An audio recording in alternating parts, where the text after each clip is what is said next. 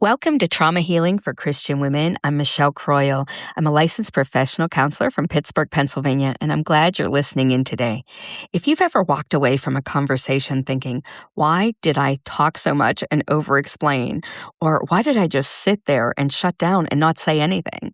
Or why do I always kind of cave and people please and don't speak up for myself in relationships?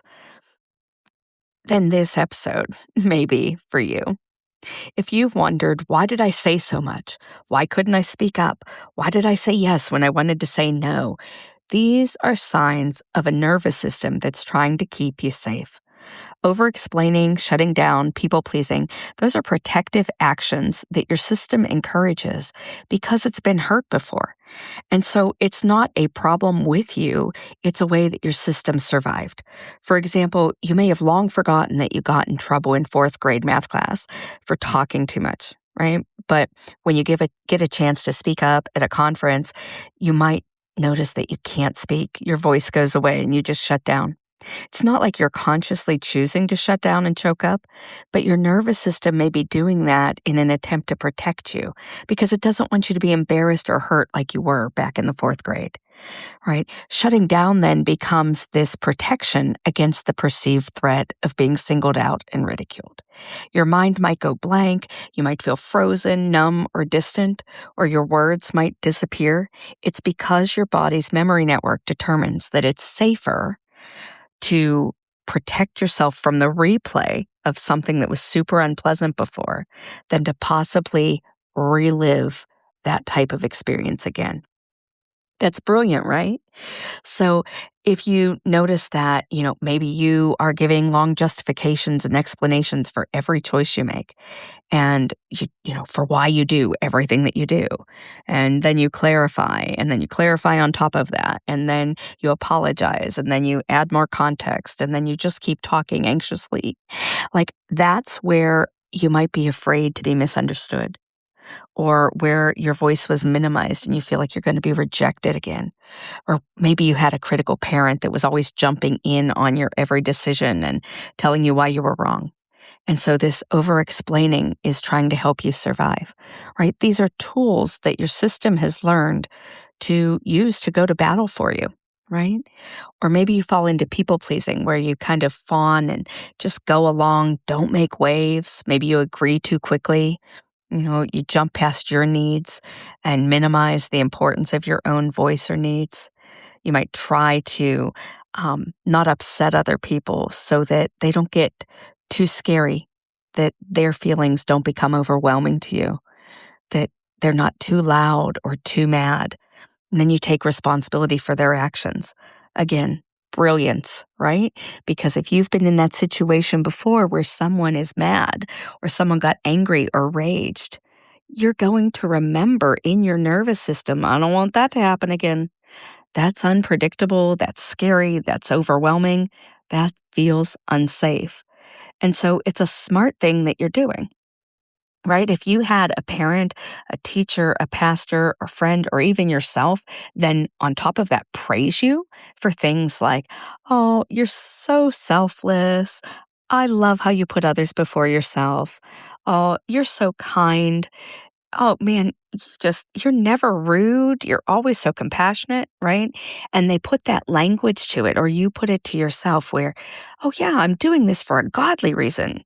But that's not really why you're doing it. Really has nothing to do with doing it for these really great spiritual reasons, but really because you're acting out of fear, then you're not really being honest. And that's not to put you down. That's just to say, let's not put some spiritual niceties and language on something that is actually a trauma response. It's a protective response to past trauma. And so when we don't call it out, we might keep doing it because it's actually working in some ways. It might get you praise in some ways. Oh, look how soft-spoken she is. Isn't she sweet? Right? Maybe you're not sweet at all. Maybe you're raging inside, but you're too afraid to say something in a way that will get respect. That's doing yourself a disservice, right? Our nervous systems do try to avoid conflict. They try to avoid disappointment. They try to avoid vulnerability. And so we try to scan and see, am I safe here? Will I be accepted? How could this go wrong? Right?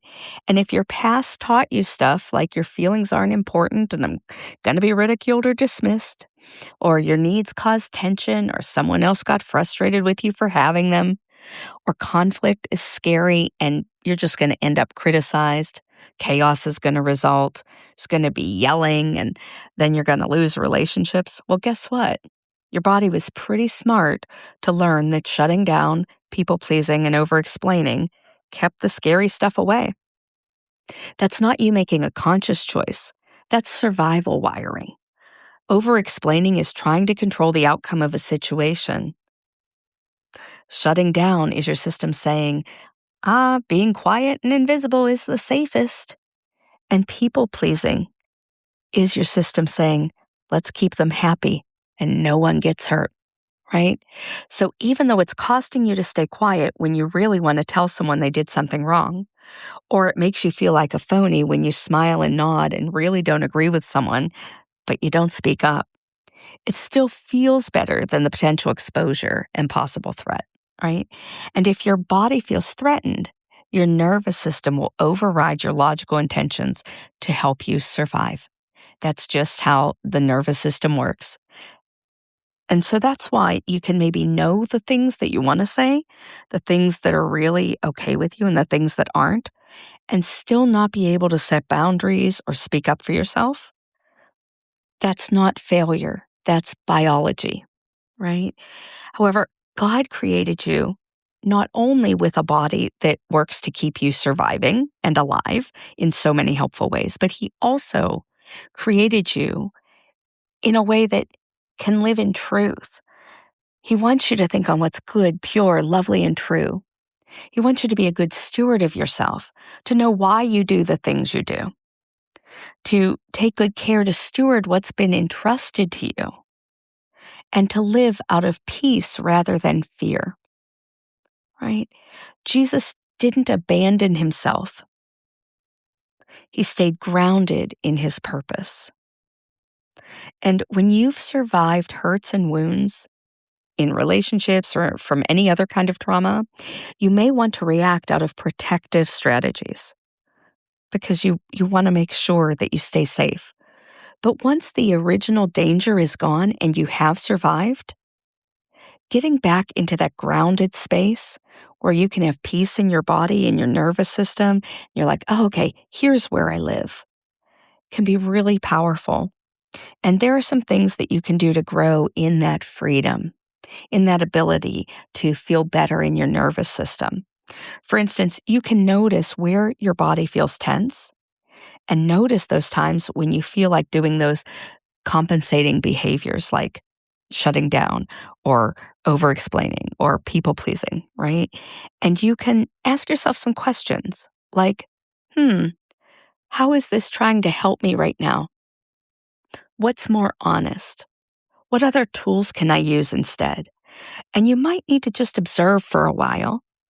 And then you might need to take a deep breath and relax your body. And then maybe try something out that's a little bit different.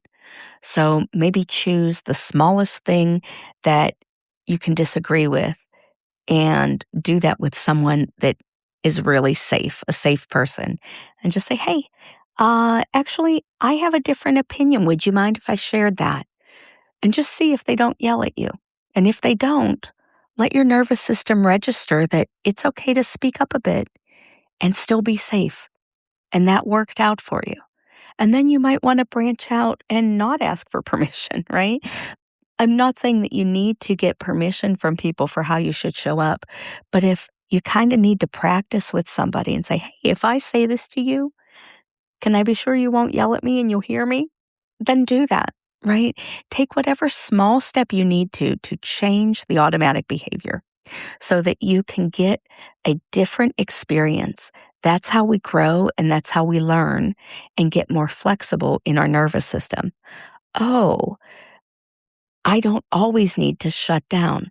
I only need to shut down if there's an actual threat because that person cannot handle other people's feelings and they're going to react badly and I might be in danger.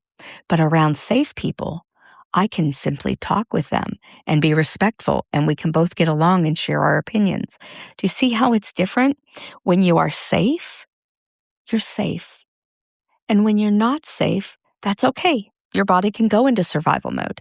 But learning the difference between the two is how we heal.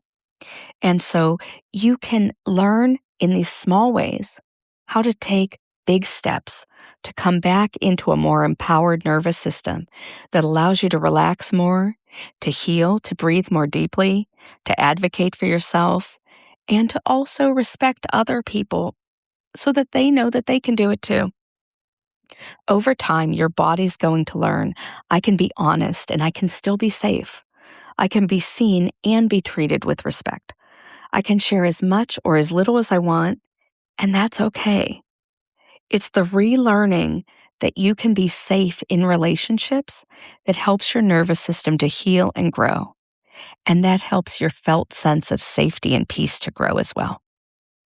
So if you find yourself struggling with over-explaining yourself, shutting down, clamming up, people-pleasing, or any of those types of things, here are a few reflection questions that might bring some clarity.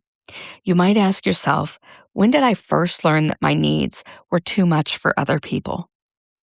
Or what has over-explaining protected me from? Or shutting down protected me from?